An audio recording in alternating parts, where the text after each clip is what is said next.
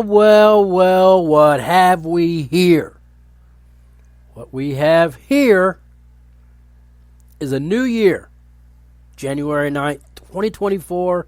Welcome to the new year. CGAT Blitz podcast back at you on its original platform because, well, I was able to figure some stuff out.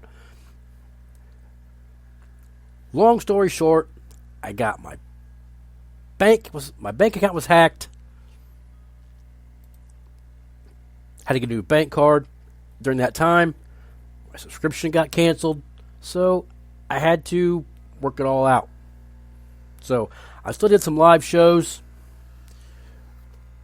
but this is kind of the time of year where we kind of wind things down.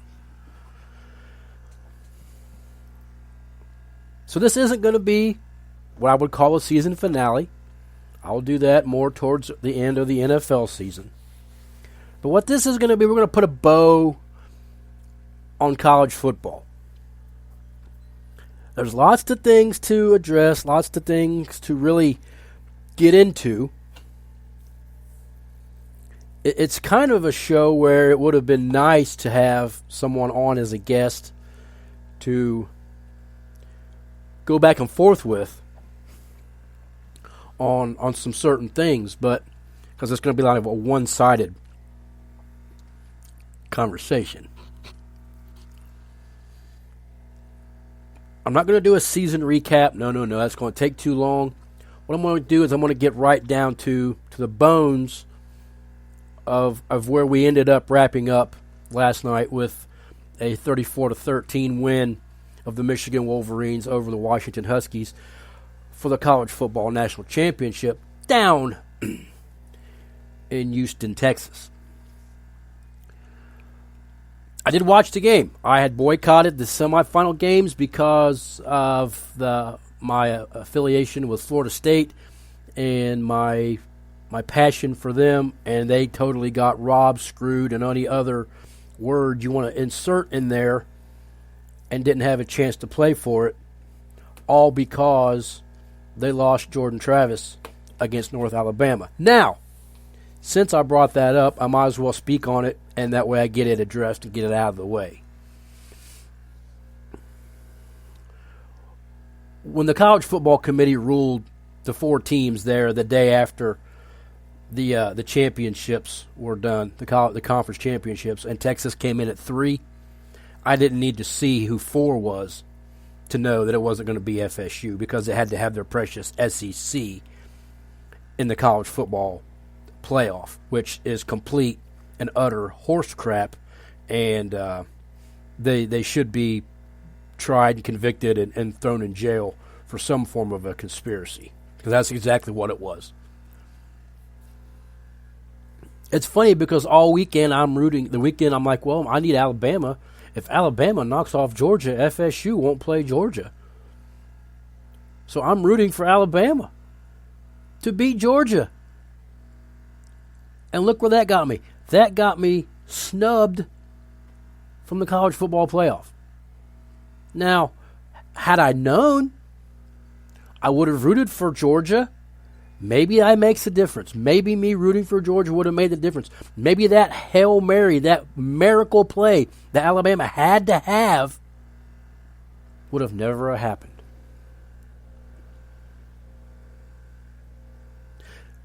The college football final standings came out today, and that's an even bigger joke. Michigan number 1. Look, whether you love Michigan, hate Michigan, think they cheated because they did, that they deserve a shot, who knows, to be determined. Their coach is probably going to dip, and they're probably going to get sanctioned all to pieces for cheating, and they may even end up having to vacate wins. Who knows what the future holds. Either way, we're recognizing them as the college football champion, because they are. They beat Washington. The 2 undefeateds played. Okay? That's why I boycotted the semifinals. Texas, 1 loss. Alabama, 1 loss. Both of those teams now have 2 losses. The top 6 breaks down like this. I don't have it wrote down. I'm going to try to go off memory. Michigan won.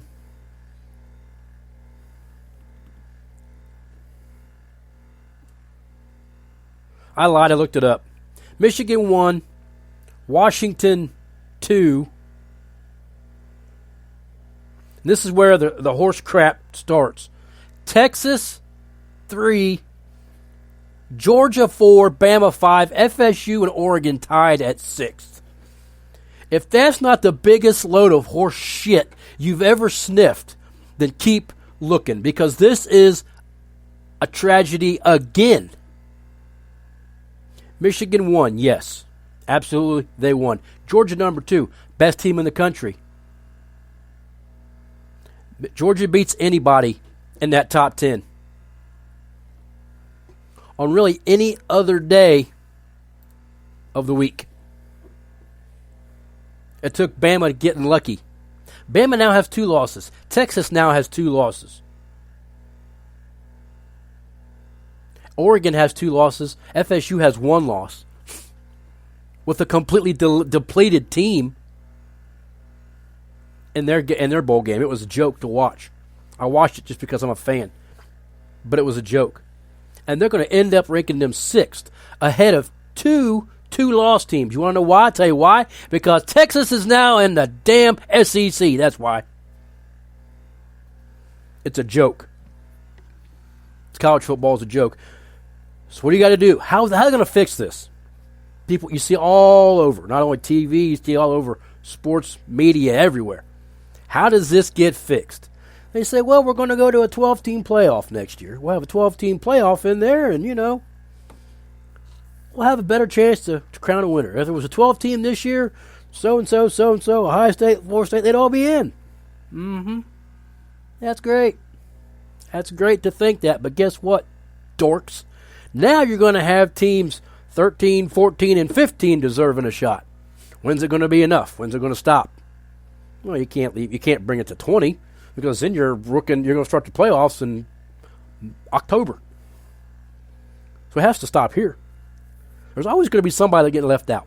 It doesn't matter. You got 12 teams. 13, 14, and 15 deserves a shot. Maybe they do. Maybe they're undefeated. Maybe Liberty's 13th, undefeated, deserves a shot over a 1-loss Alabama. Who's getting in? We know the answer. Washington, maybe a 2-loss Washington need next year, getting in over undefeated Liberty. We know that's going to happen. It's always going to be screwed. It's always going to be broke. So to my answer to that question that has been poking around all over, how do we fix this? We don't. There is no fixing it. It's broke. There's no fixing it. It's like the circle of law. It's like the wheel of justice. The wheel of justice is broken. The wheel of college football is broken. So what do you have to do to get through yourself? Well, you got to do 2 things. 1, you bet on yourself. You bet on your team. You go all in, and you go with what you can do. And you say, well, Chris, FSU did that. FSU did all the right things. They did all the right things. They won.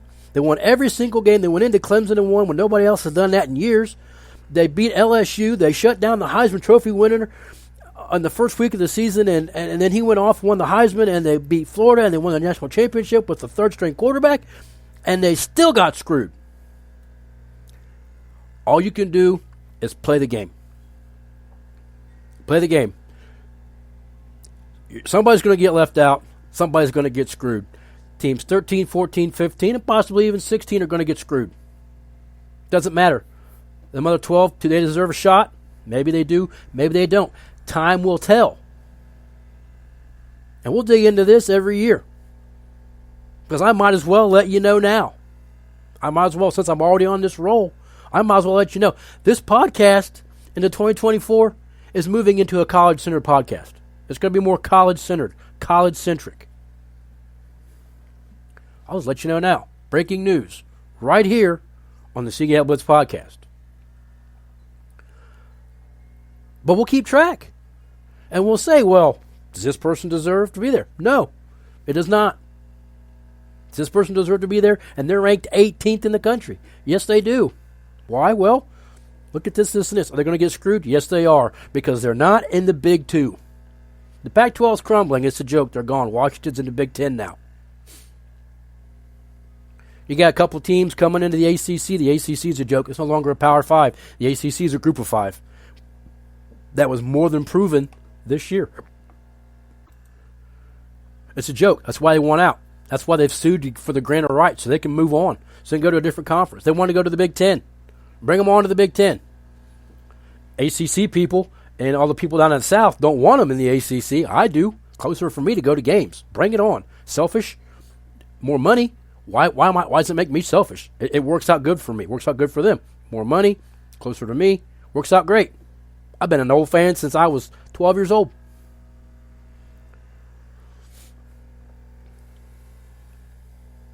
You're always going to have those top 6, 7, 8 teams that are going to get in no matter what. If you have Ole Miss, this is a great example. Ole Miss is a great example. Ole Miss gathered some momentum this year, decent run, could make a pretty good run next year. Although they did lose one of the best running backs in the nation to Ohio State today, so that's going to change things. Quinshon Judkins was in the portal, and he went to Ohio State. But they're a perfect example. If they have a good run, and let's say they go 11-1, they're getting in. They're getting in over an undefeated Tulane. They're getting in over an undefeated Stanford, who's now going to be in the ACC because they're in the SEC. It's going to happen. Even if it's a one-year wonder. FSU built what they built for this run, for Jordan Travis. They got left out because he got injured, which tells me he's the best player in the country. Give him the damn Heisman. That didn't happen either. He finished 5th in the Heisman. Still finished 5th with a broken foot. This is broken. We have to. I'm struggling with it just like everybody else. Okay, there's no way have made peace with it. You can obviously tell by the aggravation in my voice that I'm still aggravated with it. I have to find a way between now and next year to not only put this behind me, flush it, and move on, but to accept it going forward. I also have to accept the fact that there's a good chance, not a 50-50 chance, maybe a 30% chance that FSU gets stuck in the ACC till 2036 because of the grant of rights, and that they get left out exclusively for a while. Because I'm telling you right now, it's going to happen again. If an undefeated Florida State team runs the table, wins a conference championship, and is undefeated, and you have a one-loss Mississippi State and a one-loss Ole Miss, or a one-loss Washington, who's now in the Big Ten, they're getting in ahead of Florida State. It's going to happen. I have to find a way to deal with that.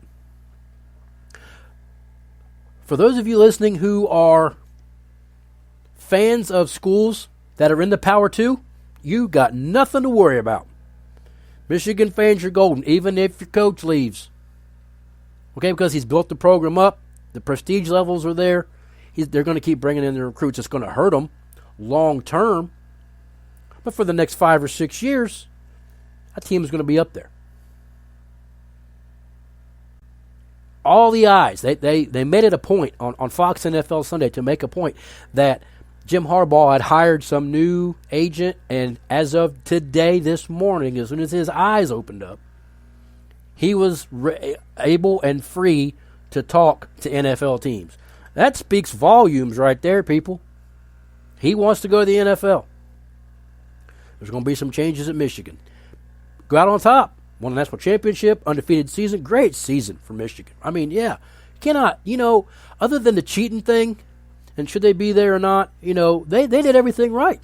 Great defense, run the ball. The quarterback's not that great. Their defense won their championship for them. Run the ball, chew the clock, keep the other offense off the field. Defense gives them fits when they are on the field. And win it easily. Easily. Some people say Washington made some mistakes. That doesn't matter. Those mistakes were made because Michigan was just that dominant on defense. They made the plays. They were a better team. Michigan was a better team. So don't cry about it. Buckeye fans, I've already seen it today. on X or Twitter or whatever we're calling it these days. Buckeye fans are making excuses as to the reason why. Michigan won. Well, don't. Stop. They beat you. Okay, you weren't that good to begin with. You lost your quarterback, and then you really was bad. Now you got really problems because they got I did see that they got somebody coming in that's a decent quarterback to bridge the gap maybe. But, you know, they got Quinshon Judkins. They're losing Marvin Harrison, but they got a bevy of wide receivers anyway. So Ohio State's going to be in the mix. A one-loss Ohio State team absolutely gets in over an undefeated SEC champion. No doubt about it, especially with 12 teams. More chance. So if you're a fan of one of these big two, the SEC or the Big Ten, you're fine. If you follow any of them schools, if Vanderbilt goes on a run and goes 10-2, and the world turns upside down because Vanderbilt went 10-2, they're still going to get in. They're going to make it in because they're in the SEC. It's the truth. That's one thing. We have to accept it between now and then. I have from now until next year's kickoff against Wake or Georgia Tech in Ireland to get my mind right with this. And realize that there is a potential now that have opened that door. That door will swing open for years to come.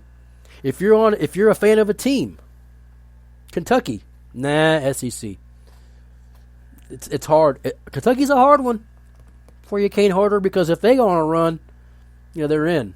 But if they're 10-2, maybe they get left out because their other SEC brothers are better, even with wins. I don't know, man. We got a lot. We got a lot to dissect next season on this. I said 12 teams is better. No, 12 teams makes it worse because then you got another 3 or 4 that are mad. The 12-team playoff is good though, because you could have a team get hot. In that 12 teams, they could get right get hot at the end of the season, slide in that 12 team with 1 or 2 losses, get hot, and right on into the championship game. It has happened before. Somebody unsuspecting comes in, takes out one of them big dogs. The second thing, and then I'll get back into the bones of the show.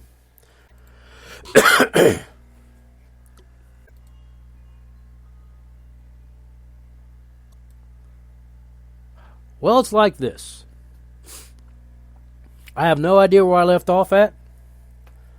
I've been sitting here rambling and talking about the NIL for so long I can't even remember how long I was on pause.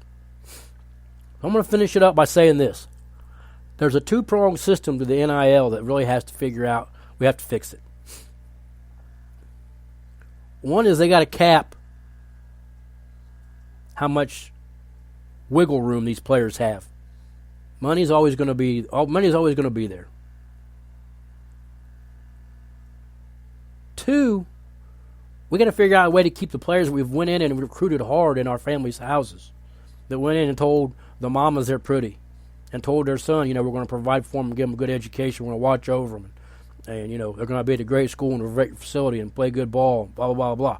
Keep those kids happy too. What's going to happen is you bring in a 5-star recruit who hit the transfer portal. Now all of a sudden, this guy whose mama you promised and told her she was pretty, son's going to leave because all of a sudden I'm not good enough. Well, can I get him on the field? Probably not. I'm leaving too. So there goes your word, and there goes the player out the door. Like I said, I was sitting there talking on pause for who knows how long. I don't even remember. Where I left off, I apologize. Like I said, it's been a while, a little rusty.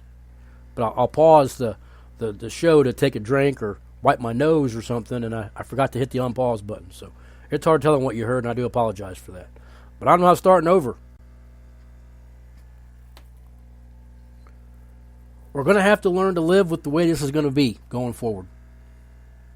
Not only are we going to have teams 13, 14, 15, and 16 mad that they didn't get in and get a chance, we're going to have to worry about what we're going to do about NIL until they can figure out how to cap it. I said earlier, don't know if I was recording or not. If you're in the two good conferences, you got nothing to worry about. Nothing to worry about. If you're in the SEC or Big Ten, you're fine. They got the money, they got the power. Where the money goes for Kirk Herbstreit and all those guys at ESPN to say they had no say in it. It's a bunch of crap. Big bunch of crap. All in all, though, you've got to really appreciate college football for what it still can be and will be, I think. Okay? Passionate players, college kids, young men, every single one of them. I can't say every single one. Most of them aspiring to make it to the league. Not all going to go to the league. Not all going to make it. Okay? And some of them probably know that. But you're a 5-star wide receiver and you go to Michigan or Ohio State, you got to have aspirations going to the league. That's just that. You're a 6'5", 360-pound lineman that goes to Stanford. Now you're probably going to be a really big doctor.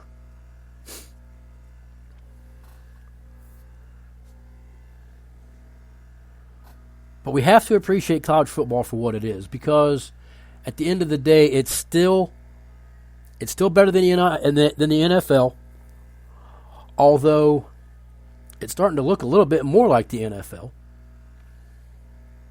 There was one thing I was listening to where, being a college coach these days is very, very demanding. It's very, it'd be mind-boggling, because I talked a little bit while I was paused that the college teams now are 1 year shelf life.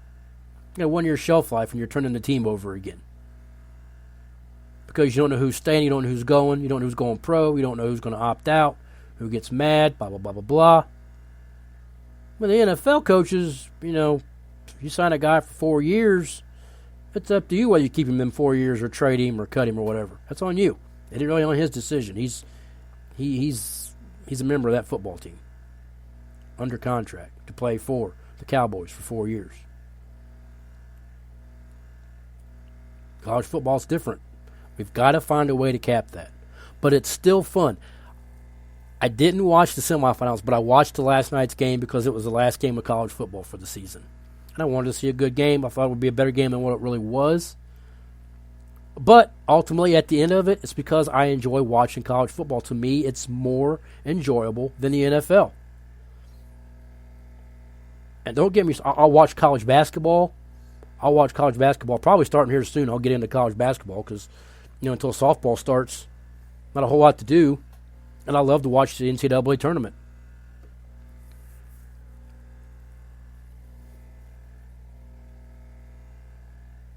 I'll watch that way before I'll ever watch an NBA game. I won't turn an NBA game on. I can't name 10 NBA players. I might be able to name 6 or 7. And that's not counting LeBron because everybody knows that name. It's just more fun. It's more fun to watch college football. I look forward to week 0. I look forward to week 1. I look forward to, even though it's Wyoming and North Wyoming in week 0. I'm so jacked and ready for that college football game. I'm watching that. Don't know a player on the team, but I might by the time it's done.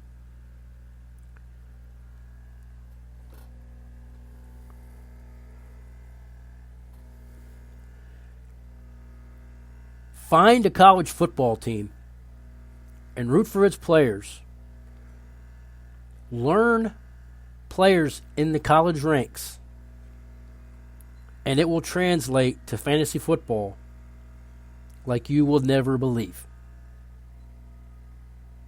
I have testimonials that say that from when Brian Wickham hadn't played college fantasy football ever. He's played college fantasy for the last 2 years now.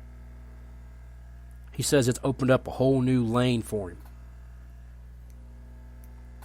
Just following players, following your college teams, college fantasy is another great way to learn college talent. If you like a team, if you have a color, or you have maybe one of your favorite NFL players went to, I don't know, your favorite NFL player was at this person and he went to that college. Maybe, go. I was a big Kevin Smith fan. Kevin Smith was a cornerback for the Dallas Cowboys for a lot of years back in the late 90s. Went to the University of Texas A&M. I didn't hate Texas A&M because of that. huge fan of Ricky Williams, what he did the year he won the Heisman for Texas. I've always kind of rooted for Texas since then. I'm a Cowboys fan. They're in Texas. Kind of all goes together. But no one has captured my interest and my passion like Florida State. And I do not know why, other than I like the helmets. I turned the TV on one day years ago, saw their helmets. That was it. That's how I started following them years ago. Find a college team. College is better. It's fun. The passion, the pageantry, the fans, the student section, the students, the universities, everything that goes with it. It's all better. Sure, the NFL's way more talented, and you can see a big time difference in pro programs and college programs. Absolutely. But the pageantry that they bring out and the heart that they play with every single Saturday or Thursday or Friday or whenever it is they play, it's just fun. It's fun to watch. As we move into 2024, this podcast will be a little bit more college football centered. It's more of a passion of mine, and I would like to also grow my college knowledge. Not only I have a really good grasp on colleges from the Big Ten to the MAC, the SEC, the ACC. You get the general idea. This coast, this portion of the country, I would like to expand my knowledge westward and learn more about the teams out west, and even as far as clear out to the east or the west coast. Excuse me. So it's a challenge for me to do that. Okay, I don't know. I have some friends that are in fantasy leagues that live out that way, and they have a bigger and better insight on players out that way. Not just college, but who's coming out of high school. They have the inside track on who's coming from out there. This will help me in my Devy journey, and this will also help me in my college fantasy, and it'll also help me in my overall knowledge of college football. I'm not saying that I will never talk about the NFL again because that's preposterous, but it's not really going to be fantasy football centered anymore. Moving in different directions. Fantasy's fantasy. I can tell you to start, Jonathan Taylor because it looks good, and he can go out there and have 5 carries and tear a hamstring. So, but who else can tell you that? Jamie Eisenberg, the fantasy football fellas, the fantasy footballers, they can all tell you the same thing. So you can get fantasy football information from people who are way smarter than me. This is going to be a more of a opinion-centered podcast. I'm not going to yank my FSU fandom all over the place. I will talk up colleges that deserve it. I'll talk up players that deserve it. I'll talk up NFL players that deserve it. It's just going to be a more of a football talk show. That's really college-based, and we'll talk NFL. I'll talk fantasy if questions pop up or whatever, but I'm not going to center it around fantasy football anymore. There's not going to be studs and duds. There's not going to be, building lineups and things of that nature going forward. I may still do Devy Players of the Week. That kind of gets you invested in college players. So that's probably a definite going to be. But I'm moving from fantasy football, at least on this podcast, to a different platform. It excites me, and I'm ready for a new chapter in this. It's been really fun doing it, but you can only hear the same thing from so many people and be like, yeah, he said this, he said this, he said this. No, he said this. So I guess I'm going to go with what those other 5 guys said. So, I'm still playing fantasy. I'm still going to try to win fantasy championships. I'm just not going to be, talking about it that much on this podcast. This is more going to be, hyping you up for college football, getting you into college football, getting you names associated with college football. I'll talk about a guy who ran for 215 yards, for the Rutgers Scarlet Knights last week against Nebraska. Things like that. So we're going to give it a shot, see how it goes.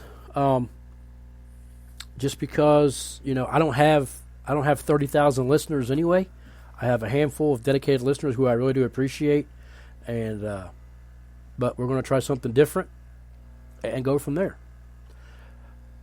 Putting a bow on this episode, college episode, the college football season has come to an end. Michigan Wolverines are your national champions. Do they get an asterisk by their name because FSU got left out? No, they don't. Okay, I cannot take away what Michigan did last night. Is there a chance they beat Florida State? There was always a chance. Always a chance FSU would have beat anybody in that top four, and that's my side. I'm taking on it. But Michigan could have beat Florida State just as easy as FSU could have beat them. No asterisks. Michigan earned this game.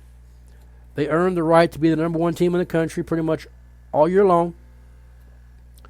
I said the winner of the Ohio State-Michigan game should be the number one team anyway. I said that going back weeks ago. So it all worked out. Congratulations to Michigan. I have some family members that are Michigan fans. I have some friends that are Michigan fans. And, I know that they are just happy as can possibly be right now. And, good for them. It's their first championship since, 17-14 or something. So, good for them. I'm happy for them. They deserved it. Washington equally deserved a shot to play in that game. I think that out of the four, those were the two teams that rightly deserved to be there. So, they play the game. I'm sure ESPN was heartbroken that one of their little SEC teams didn't make it in, but at the end of the day, that's a big two middle fingers to you, SEC. So, with that, I'll get out of here.